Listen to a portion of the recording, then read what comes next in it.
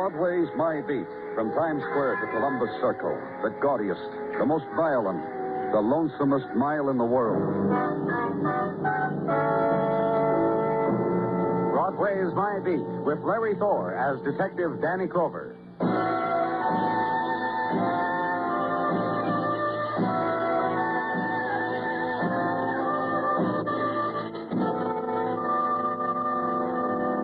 When it's April and the twilight sighs briefly, Broadway assumes the starting position. And chalk line marking the beginning of the race is composed of death of day, edge of night, the 1,000-kilowatt dash. And for the victor, secret whisperings to be set adrift on evening wind. The light pool spilled from street lamp where wait the undreamed dreams, shedding the wrappings of day, slipping already into the lace of neon and night. On your mark, and bang, the night explodes. Run, kid, run. To the victor, the spoils of April night.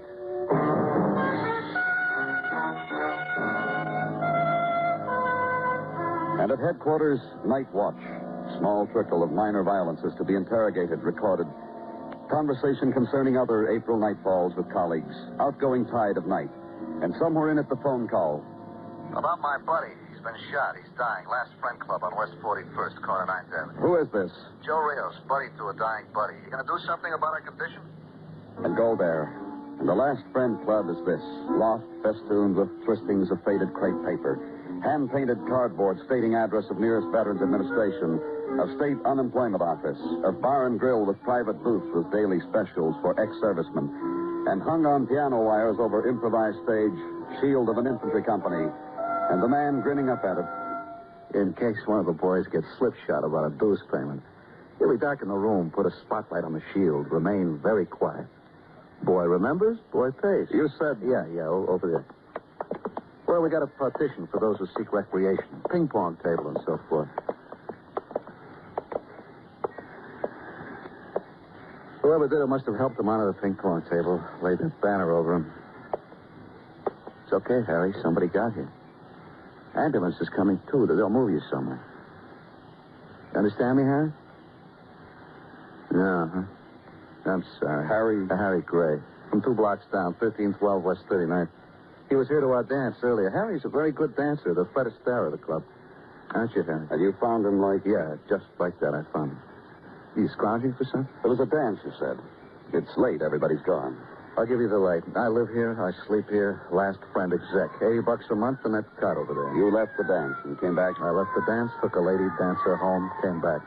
Oh, look, huh? My friend's dying. Harry's got a condition. Anybody going to do anything about it? Then the intrusion in squad strength of the men from Police Technical, whose tactical maneuvers are habit. Measure quickly from point A to wounded man. Roll up the tape, and then measure from point B, thereby fixing attempted murder in coordinates. Then assign Harry Gray as property of the interns. Also to be mentioned, the man with the camera, the man with the dusting powder, and the new recruit who walks behind people and peers over shoulders. Area of violence secured. So leave.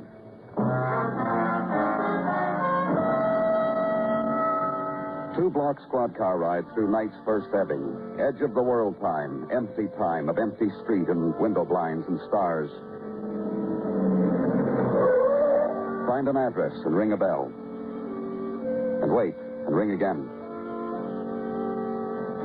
The man who answers the door is wearing a topcoat over nightshirt, who awakens suddenly when the street lamp makes glints on the police badge, who takes your arm and walks you down the corridor, and opens the room that belonged to Harry Gray, then walks away. And the wounded man's room is this: the kitchenette and furniture that comes to $60 a month, embellished with personal touches, a cup for dancing, a nicked dagger with a swastika at its handle, and legend printed beneath in pencil, German dagger, Garmischer, Germany. And this: group photograph of soldiers in clean uniforms resting on each other's shoulders and smiling. And suddenly this, a man in the doorway. You just have to be the police. You are. Who are you? Mark Anderson. Live there, across the hall. What's going on? Harry Gray, a friend of yours? You need bail or something? What's the matter? Trouble. You know what? I've been to high school and everything. A quick fella, very brainy with a brain. I see a cop where a cop never was before, and right away I know trouble. You don't have to tell me trouble, just the type of... Harry's been shot. Dead? No. How bad? A good chance, either way. Listen, Listen, I'm his good friend. We had a war together in Europe. I want to do some... Look, I want to help. What can I do? Who would want to shoot him? I don't know. We were at a dance tonight. The boys, I was there, Della, Harry. Della? My wife. Harry and his girl, everybody. Who was the girl with Harry? Nikki something. I don't know. Funny name, foreign. Look, my wife will know. She'll know where Nikki lives, too. My wife's sleeping, but... Come on, let's go wake Della. And crossed the hall into dark, silent room. And another door opened, and the whispered breathing of a sleeping woman. And the man changes his mind, asks you to wait here. Goes in, closes the door. Della? Della, honey. In a while comes back. Nicky Kosuri, he says, 2914 West 18th. And Della's too tired, too sleepy for them to go see Harry Gray now. We'll go first thing in the morning. She said, I promise, baby. Now, if there's nothing else, so leave. City at 3 o'clock in the morning time. City running out of sleep.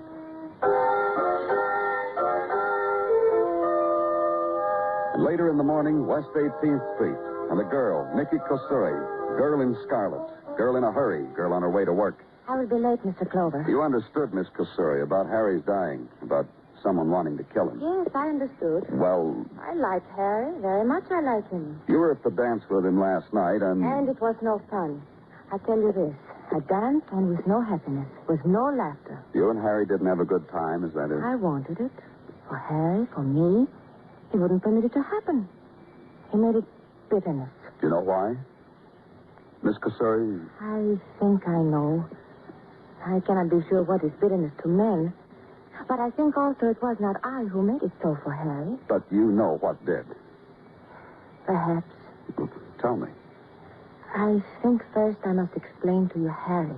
Yeah? A man somehow of reflections.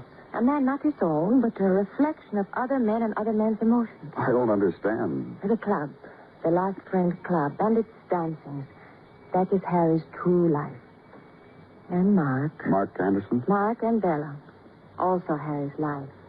To live in the mirror of other men's lives. They're very good friends, I understand. When I first met Harry, he was with Mark. They'd come from war and there was laughter and Harry was very nice. And in the last years, always with Mark. Della, Mark, Harry, Nicky. Della, Mark, Harry, Nicky. Look at me.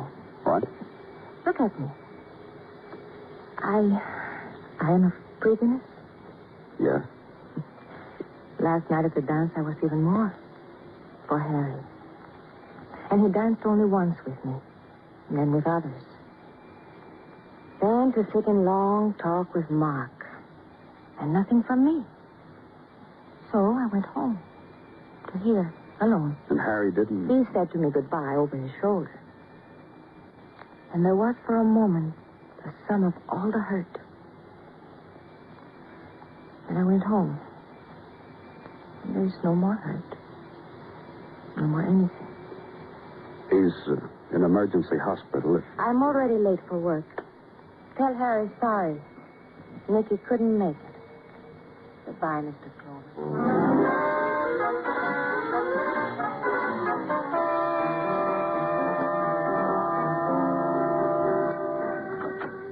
Danny? Oh, come on in, Dennison. You got something? Yeah, I just had a small talk on the phone with Dr. Sinsky. He called from the emergency hospital. And? And you weren't here, so I took the call. Well, thank you very much for your kindness, Dennison. It's very thoughtful. Now, would you mind telling me what Dr. Sinsky had to say? Oh, not at all. He said Harry Gray was going to die. Yeah. Then he said a real strange thing about Harry Gray. Like what? Harry Gray is a man kind of scarred up, like he once was in the way of shrapnel. Small scars, mostly, you know. You've seen them. Well, Up around his neck, the doctor says, there's a piece of shrapnel still in him. Small piece. Might have caused Harry some pain from time to time. what's that got to do? I don't know. Dr. Sinsky just told me to tell you, that's all. So I told you. Oh. Lieutenant Clover's office, Dennison speaking. Yeah. Yeah, sure. Oh? Mm-hmm. Sure. I'll tell him. Thanks. Mind if I ask you a question, Dennison? Go ahead. Is that call for me? Yeah? Why didn't you just hand me the phone? Look, Danny. What's the matter? Don't you think I can take a message? Dennison. What was the message? From emergency hospital. Harry Gray hasn't got a lot of time left. Also his neighbors, guy named Mark Anderson and wife are by the bedside. Thank you, Dennison. Anytime. Sweeney, Dennison. Lieutenant Clover's on his way downstairs. I have a squad car waiting for the lieutenant. Will you please? Thank you, Sweeney.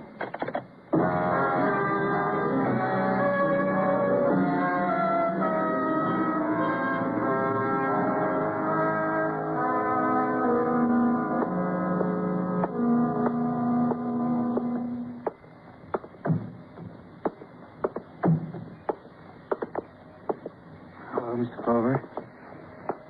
This is my wife. This is Della. Oh, Mr. Anderson.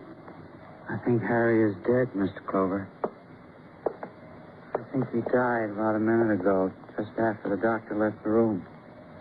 Harry looked at me, and I think he died. Is he dead? Yes. Mark? God, Della. Mark, hold me. Hold me, hold me, hold me.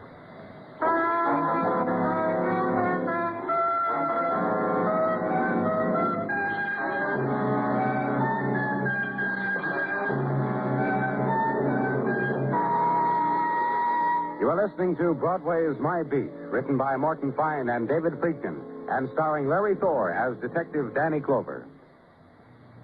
Now, supposing you moved into this suburb. Oh, I'm sorry. I didn't mean to rush in this way unannounced, but I have a thought on my mind. Now, as I started to say before, suppose you moved into a suburb and you moved in at the same time others did. We'll say it's a tract, a big tract. But this neighborhood you've moved into with your wife and family is different. Every one of the families has a different background, different education, language, tastes in music, ideas of fairness and justice. Different in all respects, even down to their ideas of what type of trees should line the street. What would you do to make this a friendly community?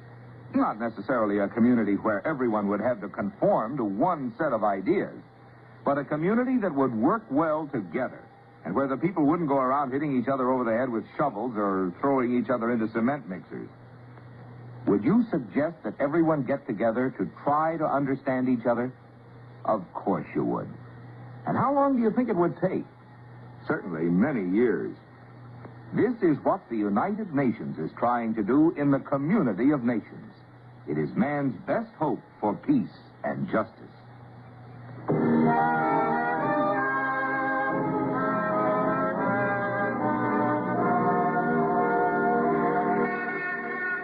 In April's early afternoon, Broadway is a street of dappled sunlight. Midday is behind now, and the small shocks are gathering. And in a while, we'll start the long stream down into night. But now is a small time that stays, a lazy time, dedicated to clock watchers, chain smokers, and elbow-propped dreamers.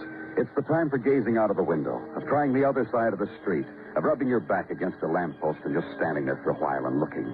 But suddenly a swift cloud scuds in front of coming evening, and it's hurry-up time all over again. Back to work. Someone's watching.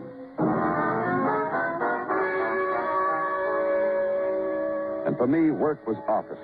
You swing the swivel back around to face the desk, and the man on the other side of it. Danny, it's me. It's Gino. Yeah, Gino, I know. Well, focus on me, Danny. Scares me when you got that faraway look in your eyes. Sergeant. The way you were staring out of the window onto the who knows what strange... Gino, you walked into my office. You had something on your mind. What was it? This last week, every day I come in here, the way you are staring. As if you wished you were in another clime or something. Happiness is here, Danny, I assure you. Gino, please. Yes? You have something for me. Bits and pieces, bits and pieces. If you'll be so kind. Last night's deceased Harry Gray was formally, according to questionings of friends, a citizen of Oklahoma. But go on. Who came to New York during World War II and enlisted in the Army. After the war, he did choose to stay in New York instead of returning to his native state. What else, Gino? Well, let me see here. Now, I have here his employment record of the last 5 years. Employed for 2 months as a used car salesman. Employed for 11 days as a canvasser. 3 months in a photographic supply house. A week as cab driver. You fired from all those jobs? Quit. from each and every one of them. Detective Dennison has interviewed 2 or 3 of Harry Gray's former employers only to get the message that Harry was a good worker, but one day failed to show up for work. Restless must have been the word for Yeah. Harry. Now, anything else? Merely that Harry and Mark Anderson were the best of buddies, each going to bat from time to time for the other. Also this, Harry was under medical care for some kind of ailment. Well, he was sickly? What? According to my notes, 2 of Harry's friends remarked upon the fact that Harry would sometimes get a pain in his arm or shoulder in the middle of a conversation and start yelling for the doctor. That jibes with a little piece of information. Which doctor's name and address I give you now, as dug up by the diligence of Detective Dennison. Oh, Danny, sorry I interrupted. What were you saying? Nothing, you know. Thank you very much. Uptown now, and turn into the wide avenue where sun shines brighter and marble glows greener, and traffic islands, well-tended gardens rooted in asphalt, railed with iron stakes and breathing the rich mixture sown by exhausts of long, low, yellow convertibles. Avenue of doormen, withering canopies, and polished brass nameplates clinging to stone. Find the one that has Dr. Theodore Lawrence etched into it. Check with the uniformed man who flings fringe of epaulets in a direction, which, when explored, becomes Office of Avenue Doctor, which contains this: magazine folios from Italy and France and Vienna, in calculated disarray on tables of wrought iron and marble. Arrangement of polished driftwood and serene camellias. Tall, blonde nurse, whose voice is modulated to the rustle of the white silk she wears, who asks your name, leans close, and asks you your trouble. Takes them through a door, comes back, says you will be seen now. And the inner office contains music piped in from some long-playing record. Therapy for well-groomed ailments which have been waiting in the outer office. The man who lifts his head from supporting spans of finger and sees you. To this moment, the tragedy of Harry Gray seemed almost distant. Now that you've injected it... Dr. Lawrence. Nothing to do about it, save react to it again, receive it again, respond to it again. Mr. Clover? Yes? Harry was fine. He was brave. And he died an unheroic and rather ugly death. For all these things of Harry's, I grieve. And others, known only to me. Then you'll want to help us. For Harry? In any possible way I can. You've known him long? There was one of those things in our city once, several years ago. What things? Oh, you know, one of those conventions. I took time off to watch it on Fifth Avenue. The parade. Gallant men walking against withering cold. That's how you met Harry, in a parade? One of the men fell of exhaustion. It was Harry who fell. And fortunately, I was there, and I could go to him. Several years ago. 6, to be exact. And you've treated him ever since. Obviously, you must have known that, or you... May I interrupt, Doctor? Please do. The shrapnel in his neck, that's what you were treating him for. Which gave him some pain. At first, at rather strange intervals. But then... Then what? That little piece of shrapnel in his neck. An oversight by the army surgeons who dug a lot of shrapnel out of him. But this little piece stayed. It was nothing, really. Couldn't something have been done about it? Yes, they could have. But you didn't do it. I could fence with you, but I tell you right out. Harry wouldn't let me. Would not permit it. For the reason Harry said to me... Said what? I was only trying to phrase it as he did. Harry said, "You take that scrap metal out of my neck, Doc, I stop being a hero." And he said something else. You want to hear? Yes. He said, "I got a souvenir, Doc. Nothing, nobody takes it from me. I'm that fond of it." One more question. As many as you like. This office, where it is, you, expensive. Harry was a gallant man. Harry was what he was. I made an arrangement in my fee for that. Just that one question? Yes. Thank you. Good day, Mr. Clover. So leave the doctor now, head bowed down again to the cradle of his fingers. Outside, and the night, find a restaurant that advertises a specialty of charcoal broiled steaks, but is all out of steaks tonight when you finally get a table. But the chicken is fine, you're assured, and it is, although slender. So pay the check, leave the tip, and outside again. Squad car ride again, cross town now to East 41st, Last Friend Club. And that badge admits you any place, mister. Yes, sir. The fellas at the green felted card tables are just playing for chips. And everybody's just here to enjoy a quiet evening. You can see that for yourself. Then ask a question. Pose a man's name, Joe Rios. Man who a couple days ago phoned in a call that a man here was dying. Ask to see Joe Rios. Be taken to him. This way, mister. Joe's in back having a beer. Hey, Joe. Policeman Joe. Know him?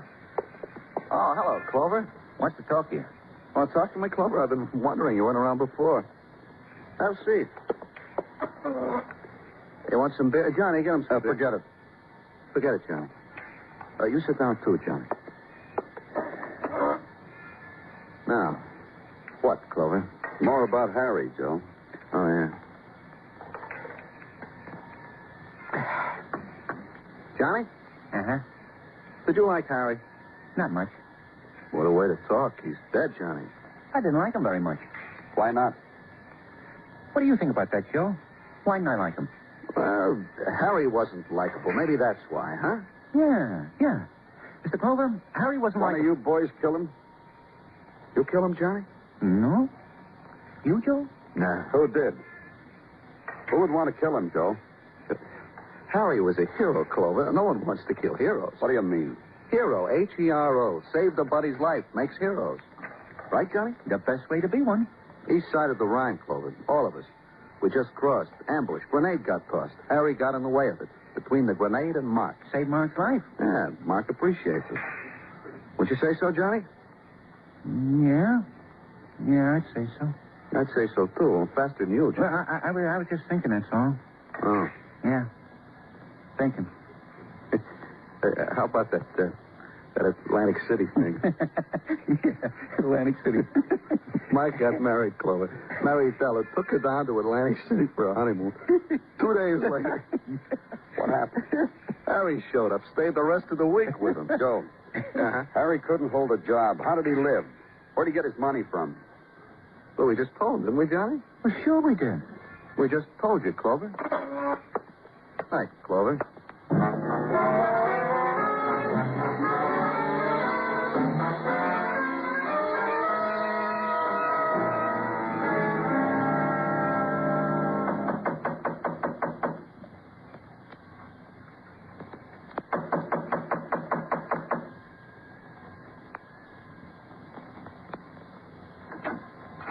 Yes? Miss Anderson? Yes, what is it? You don't recognize me, do you? Mark? Mark, come here. Mark, this man, he says I should recognize him. Clover.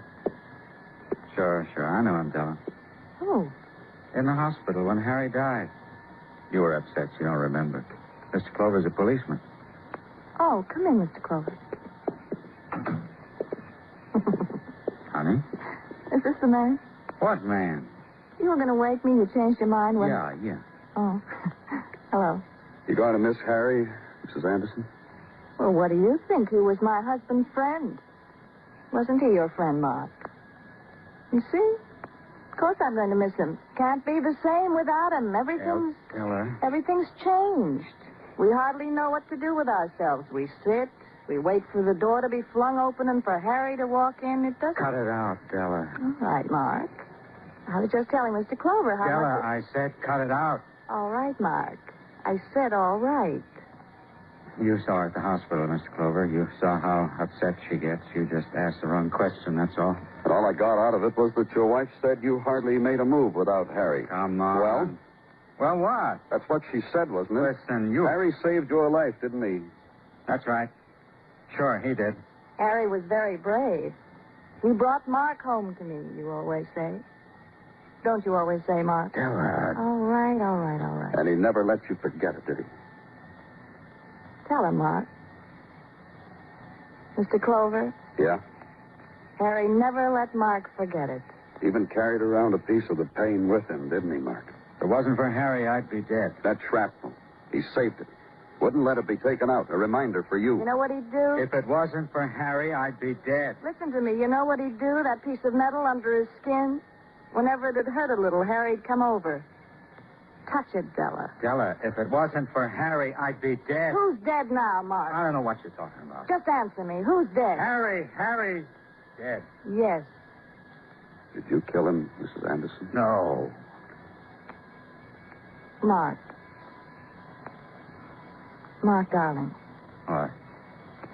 you didn't have the courage. I did it. I killed him, Mr. Clover. He has the courage to say he did it, but he didn't do it. Tell me about it, Mrs. Anderson. Harry? Well, you know most of it. Mark owed him everything, paid him everything we had, room, food, clothes, everything he needed. Everything he needed, Mark, that we could give him. The other night, after the dance, I told him to wait, that I'd be back. He didn't want to. You know that, Mark? I don't know what. I had to plead with him. He met me. I shot him.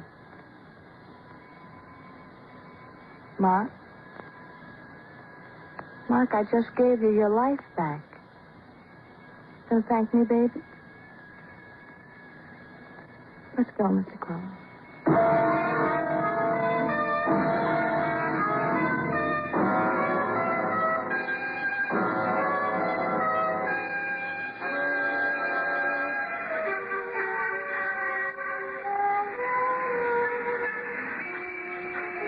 In the springtime, night sighs down on Broadway like a rosy promise. And someone smiles and takes your hand, whispers. And then the lights are brighter, the noise louder, and your scream mixes well with the scream of night. It's Broadway. The gaudiest, the most violent, the lonesomest mile in the world. Broadway. My beat.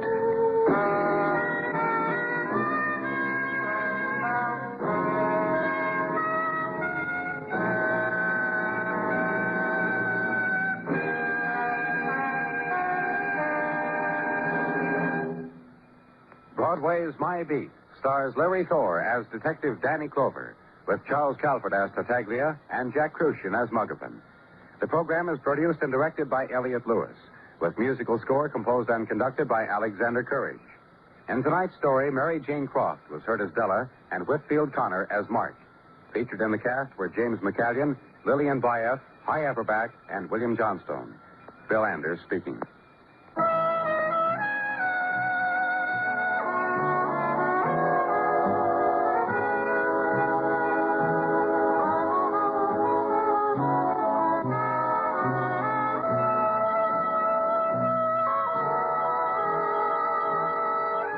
Broadway is My Beat has come to you through the worldwide facilities of the United States Armed Forces Radio and Television Service.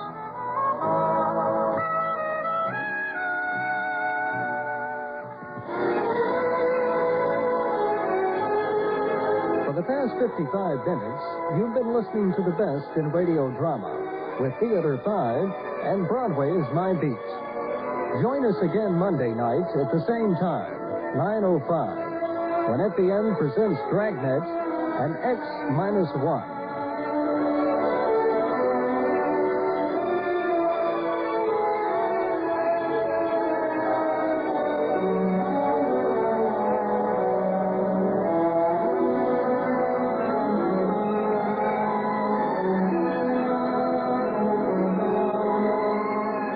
If you're considering applying for either a hardship discharge or a compassionate reassignment, be smart. Get it right the first time by visiting your local Red Cross field director. Red Cross can save you time and trouble by advising both you and your family on what documents you'll need and what information they should contain. Your local Red Cross field representative is a good person to know. Serving American forces everywhere, the American National Red Cross.